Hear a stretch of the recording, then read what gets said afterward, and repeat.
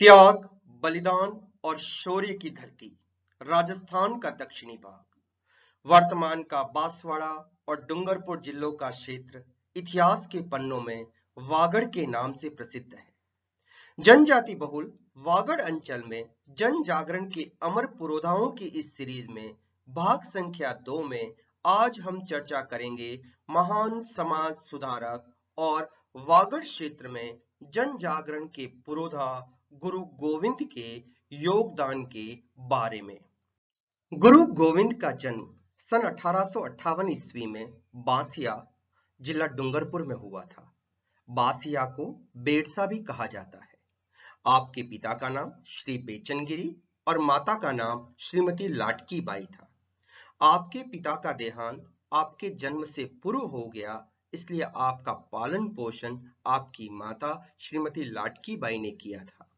आप जाति से बंजारा थे। बड़े होने के बाद व्यवसाय के कार्य में संलग्न हो गए। इसी बीच दुर्भाग्य से आपकी पत्नी और आपकी संतान का देहांत हो गया और आपने वैराग्य लेने का निश्चय किया था। उस समय कोटा बूंदी क्षेत्र के दशनामी अखाड़े के गुरु राजगिरी से आपने सन्यास की दीक्षा ली थी। इसी बीच स्वामी दयानंद सरस्वती का उदयपुर आगमन होता है। आपको याद हो रहा होगा, स्वामी दयानंद सरस्वती वही जिन्होंने आर्य समाज की स्थापना की थी, वही जो कि सत्यार्थ प्रकाश के लेखक हैं। और आपको ये भी ध्यान में आ रहा हो कि सत्यार्थ प्रकाश का दूसरा एडिशन उदयपुर में तैयार हुआ था। उस समय गुरु गोविंद कुछ दिनों के लिए स्वामी दयानंद सरस्वती जी के सानिध्य में उदयपुर रहे थे। गुरु गोविंद ने 1883 ईस्वी में सिरोही में संप सभा का गठन किया था। संप का अर्थ होता है बंधुत्व, सहयोग, भाईचारा। संप सभा की 10 प्रमुख शिक्षाएं थी, जिसमें मदिरापान नहीं करना, मांसाहार नहीं करना, पवित्र जीवन जीना और बेगार नहीं करना आदि शामिल हैं। ये शिक्षाएं आर्य समाज और स्वामी दयानंद सरस्वती की शिक्षाओं से मिलती जुलती हैं।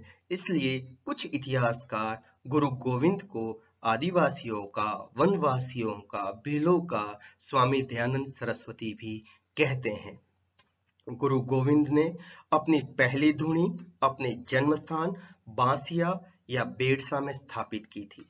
बांसिया में धूनी बनाने के बाद आपने आदिवासी क्षेत्र में अपनी शिक्षाओं के प्रचार का कार्य प्रारंभ किया। बेगार का विरोध और शराब की बिक्री का आपने विरोध करना प्रारंभ किया। आपके अनुयायी भगत जो थे वो पवित्र जीवन व्यतीत करते थे। परिणाम ये हुआ कि वागड़ में, डूंगरपुर और बांसवाड़ा रियासत क्षेत्र में शराब की बिक्री 50% आधी हो गई थी। यहाँ तक कि बेगार के विरोध से रियासत के अधिकारी आपसे नाराज हो गए और गुरु गोविंद को डूंगरपुर रियासत और बांसिया गांव से निकाल दिया गया। गुरु गोविंद गुजरात के संतरामपुर क्षेत्र में चले गए और वहां हाली का काम करने लगे। वहां पर भी आपने जन जागरण के अभियान को जारी रखा था। परिणाम स्वरूप वहां से भी आपको निकाल दिया गया। अंततः गुरु गोविंद मानगढ़ क्षेत्र में आ गए। मानगढ़ का इलाका जो है वो वर्तमान में बांसवाड़ा जिले में आता है। मानगढ़ का क्षेत्र राजस्थान और गुजरात के बॉर्डर पर स्थित एक घने जंगल का क्षेत्र था, जहां पर कोई नहीं रहता था। 1903 में मानगढ़ में गुरु गोविंद ने अपनी धूनी स्थापित की और 1908 से प्रति वर्ष वहां पर वार्षिक सम्मेलन का आयोजन करते थे। गुरु गोविंद के शिष्य भगतों का यह वार्षिक सम्मेलन आश्विन पूर्णिमा के दिन होता था, जिसमें भगत इकट्ठा होकर के भजन करते थे। प्रतिवर्ष आयोजित होने वाले इस सम्मेलनों के द्वारा गुरु गोविंद आदिवासी भीलों को, भगतों को जागरूक करने का काम, बेगार के विरोध करने का काम, सामंती जुल्मों और अंग्रेजी हुकूमत के शोषण के विरोध के खिलाफ जन जागरण का कार्य करते थे। इन सब कार्यों को अंग्रेजी हुकूमत ने अपने खिलाफ एक बगावत के रूप में ले लिया। उस समय यह क्षेत्र अहमदाबाद के अधीन आता था। परिणाम स्वरूप कमांडिंग ऑफिसर कर्नल MS बैरो के नेतृत्व में सेनाएं मानगढ़ भेज दी गई। सहायता के लिए वेलेजली राइफल, मेवाड़ भीलकोट से मेजर सूटन, बांसवाड़ा, डूंगरपुर, संतरामपुर और आसपास के इलाकों की रियासतों की सेनाओं ने मानगढ़ को घेर लिया। 17 नवंबर 1913 सुबह 4 बजे के करीब फायरिंग प्रारंभ कर दी गई, सैन्य कार्रवाई शुरू कर दी गई, तोपों का प्रयोग किया और परिणाम स्वरूप 1500 से अधिक वनवासी बंधु शहीद हो गए, जिसमें महिलाएं और बच्चे भी शामिल थे। इस घटना को वर्तमान में राजस्थान का जलियांवाला बाग कहा जाता है। वर्तमान में वहां पर एक शहीद स्मारक और एक संग्रहालय बना हुआ है। परंतु यहाँ ध्यान देने की बात है, जलियांवाला बाग नरसंहार जो है वो 1919 के वर्ष हुआ था, जबकि मानगढ़ का यह घटना 1913 की है।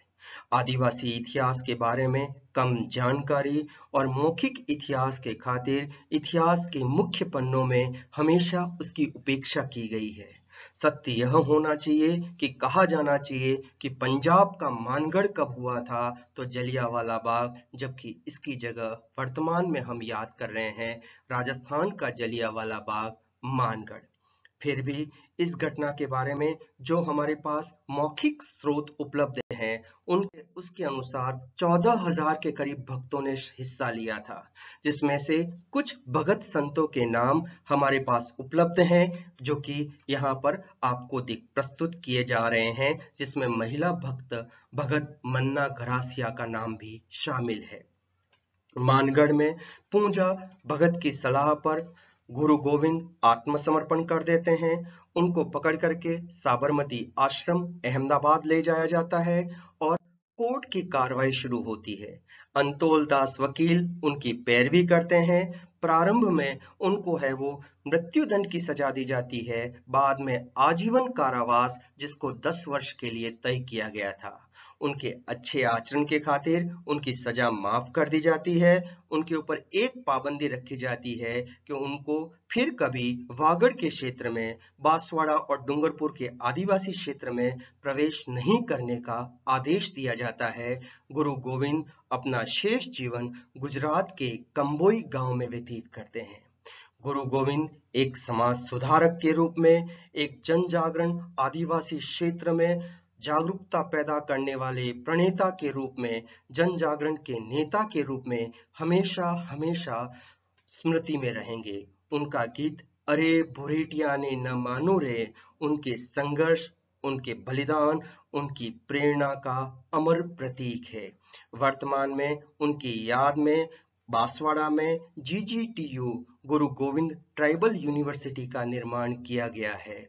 इसी तरह के अन्य महान स्वतंत्रता सेनानियों, समाज सुधारकों के बारे में जानने के लिए माय GK वर्ड मेरे YouTube चैनल को लाइक, शेयर और सब्सक्राइब करना मत भूलिएगा। धन्यवाद।